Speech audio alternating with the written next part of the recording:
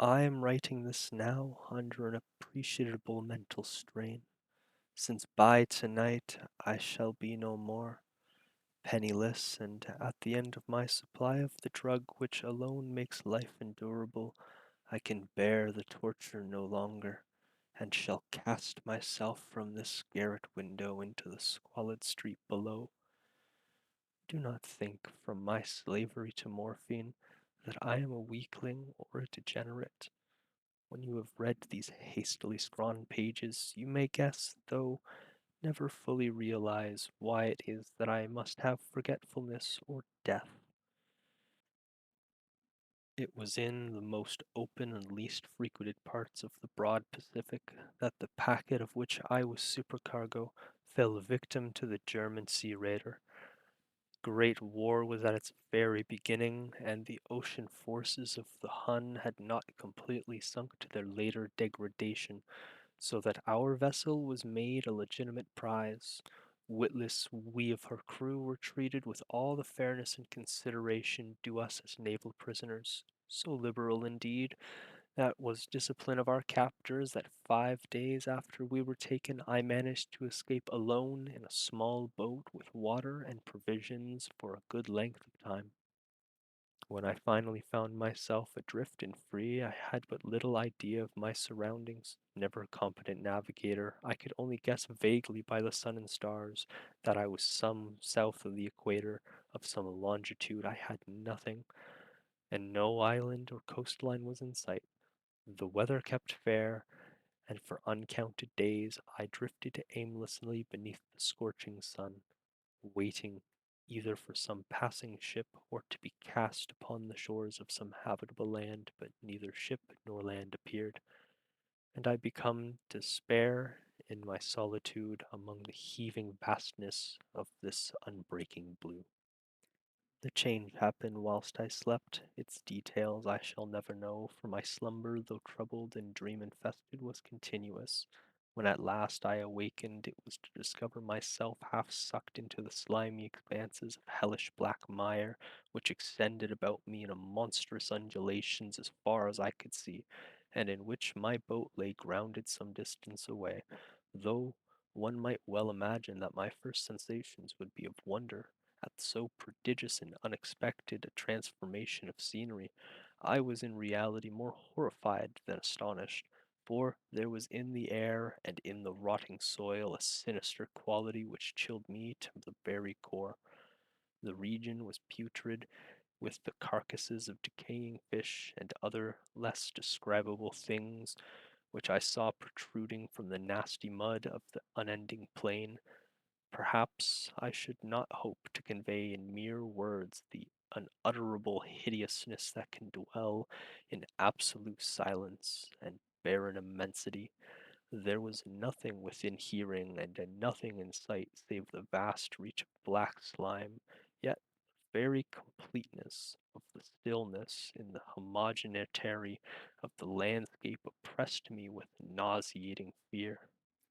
The sun was blazing down from the sky, which seemed to me almost black in its cloudy cruelty, almost reflecting the inky marsh beneath my feet. As I crawled into the stranded boat, I realized only one theory could explain my position, though so unprecedented volcanic upheaval, a portion of the ocean floor must have been thrown to the surface, exposing regions which for innumerable millions of years had lain hidden underneath unfathomable watery depths.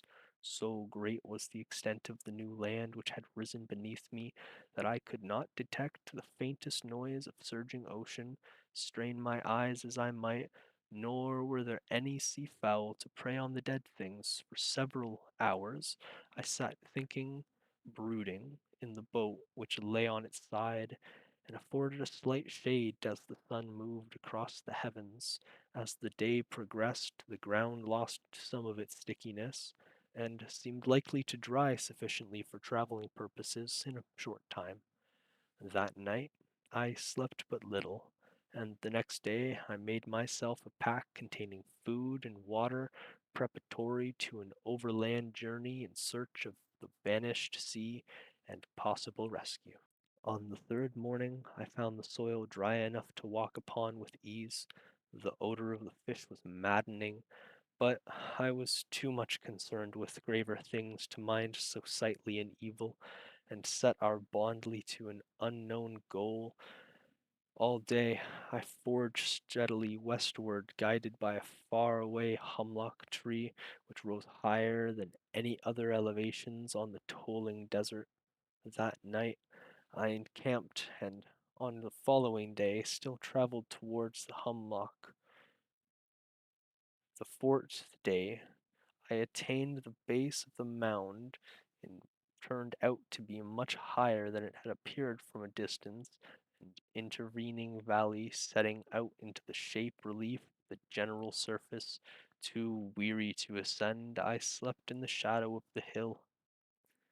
I know not why my dreams were so wild that night, but ere the warning and fascinating gibbousness moon had risen far above the eastern plain, I was awake in cold perspiration, determined to sleep no more.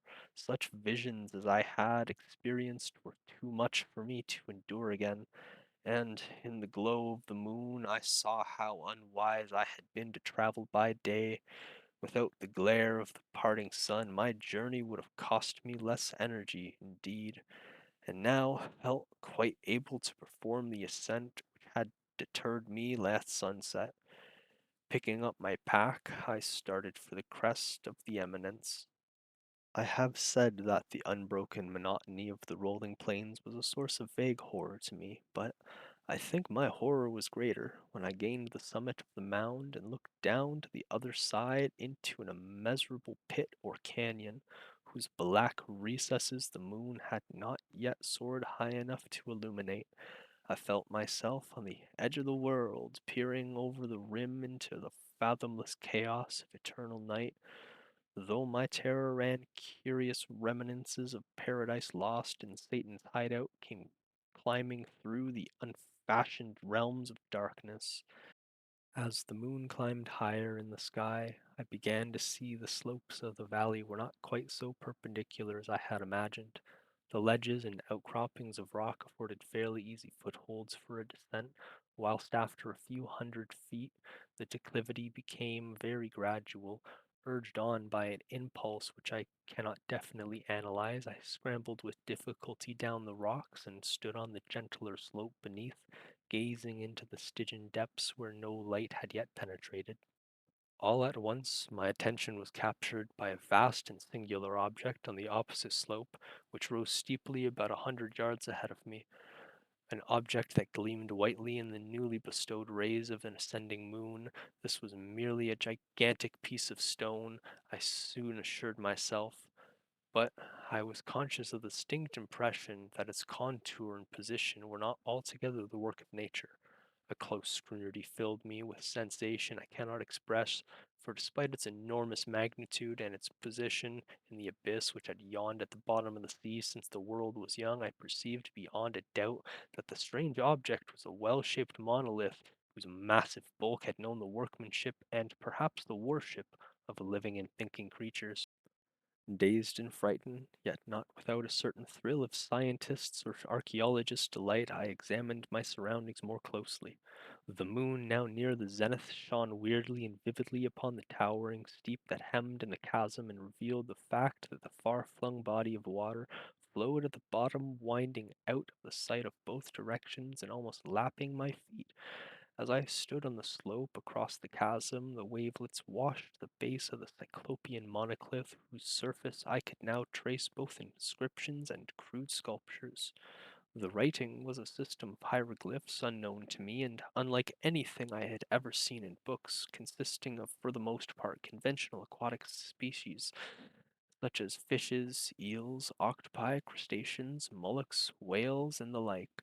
Several characters obviously represented marine things which, unknown to the modern world, but whose decomposing forms I had observed in the ocean's rising plain.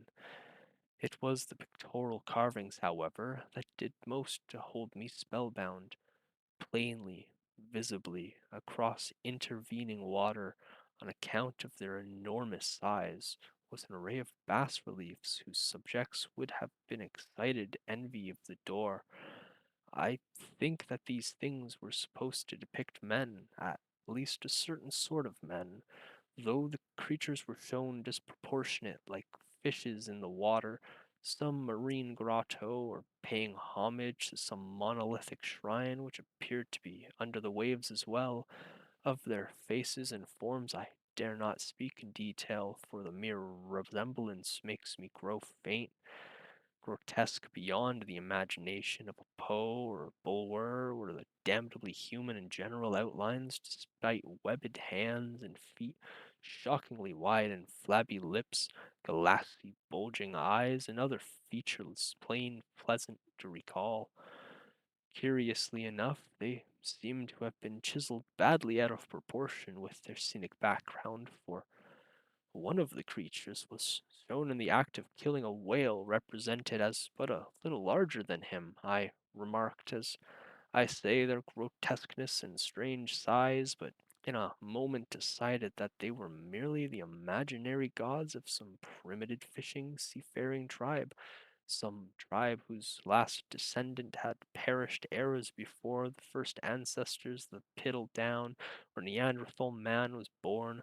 Awestruck at this unexpected glimpse into the past beyond the conception of the most daring anthropologist, I stood musing while the moon cast queer reflections on the silent channel before me. Then, suddenly, I saw it, with only a slight churning to the marks and the rise of the surface of the thing slid into my view above dark waters, vastly polymus-like and loathsome in its darted-like stuporous monster of nightmares to the monolith about which it flung its gigantic scaly arms, the while it bowed its hideous head and gave vent to a certain measured sound. I think I went mad then. Frantic ascent of the slope and cliff of my delirious journey back to the stranded boat I remember little. I believe I sang a great deal and laughed oddly when I was unable to sing. I have indistinct recollections of a great storm some time after I reached the boat.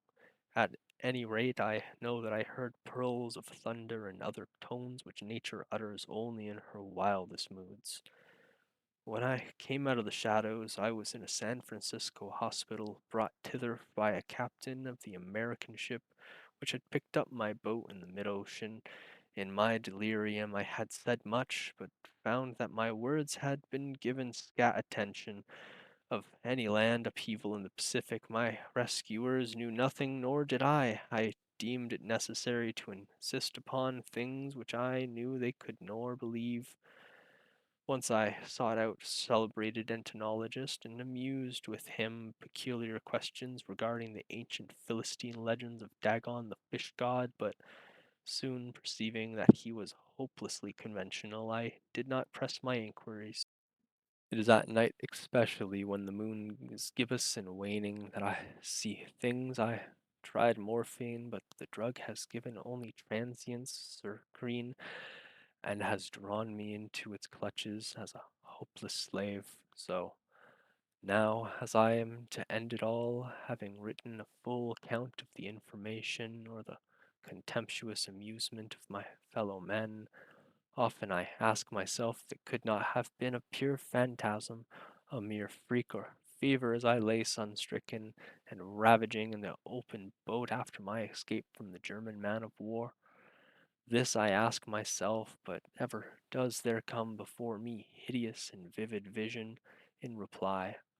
I cannot think of the deep sea without shuddering in the nameless things that may at this very moment be crawling and floundering on its slimy bed, worshipping their ancient stone idols and carvings their own likeness detestable on submarine obelisks of water-soaked granite.